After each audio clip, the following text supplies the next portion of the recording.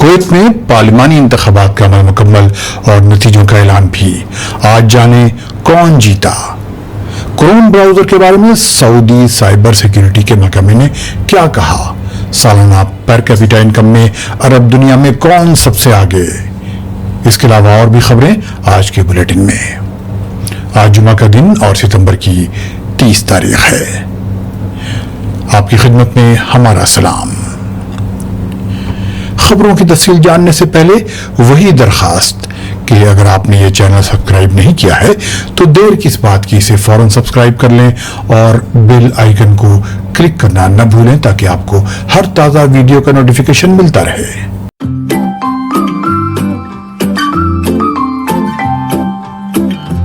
Kuwait میں پارلیمانی انتخابات کے لیے جمعرات کو ووٹنگ مکمل ہوئی۔ یہاں پارلیمنٹ کی 50 سیٹ کے لیے 305 امیدوار میدان میں تھے، جن میں 22 عورتیں تھیں۔ 7,95,000 ووٹروں میں سے 51% سے زیادہ عورتیں ہیں۔ انتخابات کے نتائج بھی آج سامنے آ گئے، جس کے مطابق اپوزیشن گروپ نے 60% سے زیادہ سیٹیں حاصل کر لیں، لیکن صرف 2 ہی عورتیں کامیاب ہو سکیں۔ اس سے پہلے والے انتخابات میں جو 2020 میں ہوئے تھے، ایک بھی خاتون کامیاب نہیں ہو سکی تھی۔ 50 میں سے 23 ممبرز نے اپنی سیٹیں بچا لیں اور پارلیمان کے لیے 27 نئے ممبرز کامیاب ہوئے۔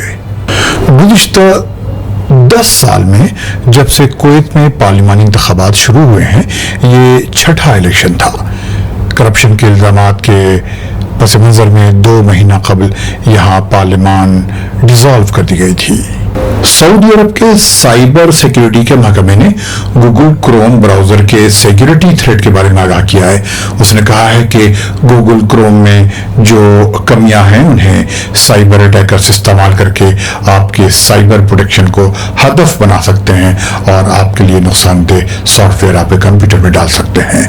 حال ہی میں گوگل نے ونڈوز، میک اور لائنکس کے لیے کروم براؤزر کا ایک اپ ڈیٹ جاری کیا تھا تاکہ اس کی کچھ خرابیوں کو دور کیا جا سکے۔ سعودی سائبر سیکیورٹی کے محکمے نے کہا ہے کہ جو لوگ یہ اپ ڈیٹ استعمال کر رہے ہیں وہ محتاط رہیں۔ حال ہی میں اس محکمے نے واٹس ایپ کے بارے میں بھی اسی قسم کی وارننگ جاری کی تھی۔ الیکٹرانک سیکیورٹی کے میدان میں کام کرنے والی ایک کمپنی نے اس سال فروری میں ایک رپورٹ جاری کی تھی، جس میں کہا تھا کہ سعودی عرب ان چند ملکوں میں سے ایک ہے جنہیں سب سے زیادہ سائبر اٹیکس کا نشانہ بنایا جاتا ہے۔ 2021 میں سعودی عرب پر سائبر حملوں میں 19% کا اضافہ ہوا تھا۔ قطر پر کیپیٹا انکم کے معاملے میں عرب دنیا میں سب سے آگے ہو گیا ہے۔ Credit Swiss global wealth report 2022 کے مطابق قطر میں ایک شخص کے سالانہ آمدنی یا اینول پر کیپیٹا انکم $1,83,000.1 ہے، جو کسی بھی عرب ملک سے زیادہ ہے۔ اس کے بعد کویت ہے، جہاں پر کیپیٹا انکم $1,71,000.3 ہے اور اس طرح اس کا مقام عرب دنیا میں دوسرا ہے۔ امارات تیسرے نمبر پر، بحرین چوتھے نمبر پر، سعودی عرب 5ویں نمبر پر اور سلطنت عمان 6 نمبر پر ہے۔ دبئی ڈائن آؤٹ اور فائن ڈائننگ میں دنیا میں سب سے آگے ہوتا جا رہا ہے۔ اس نے لندن اور نیو یارک کو بھی اس میں پیچھے چھوڑ دیا ہے۔ ایک تازہ سروے کے مطابق دبئی میں رہنے اور کام کرنے والے آدھے سے زیادہ غیر ملکی یعنی 52% لوگ ہفتے میں کم از کم 3 بار گھروں سے باہر کھانا کھاتے ہیں۔ اس معاملے میں دبئی دنیا میں دوسرے نمبر پر آتا ہے۔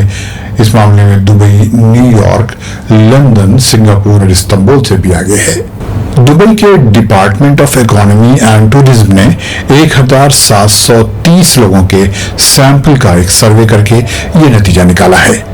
2021 کے ایک سالانہ دبئی انٹرنیشنل وزٹر سروے کے مطابق، جس میں 32,000 وزٹرز کا تجزیہ جاننے کی کوشش کی گئی تھی، تو پتہ چلا کہ ان میں سے 72% لوگ دبئی کے ریستوراں اور ان کے کھانے کی کوالٹی سے خوش ہیں، جبکہ صرف 1% ہی لوگ ایسے ہیں جنہیں ان کی کوالٹی پسند نہیں۔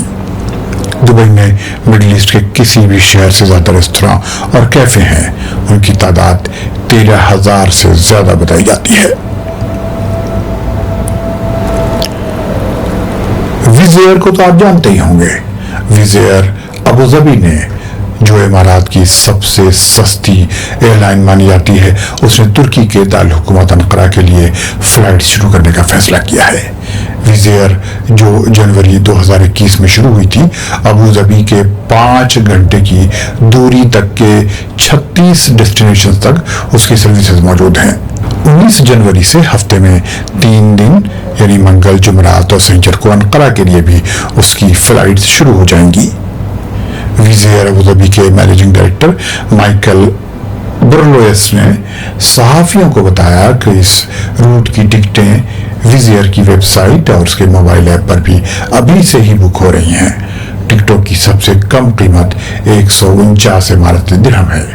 قیاس ہے کہ اس روٹ کے شروع ہونے سے امارات اور ترکی کے درمیان دوری کم ہو جائے گی اور زیادہ سے زیادہ لوگ ان دونوں ملکوں کے درمیان سفر کر سکیں گے۔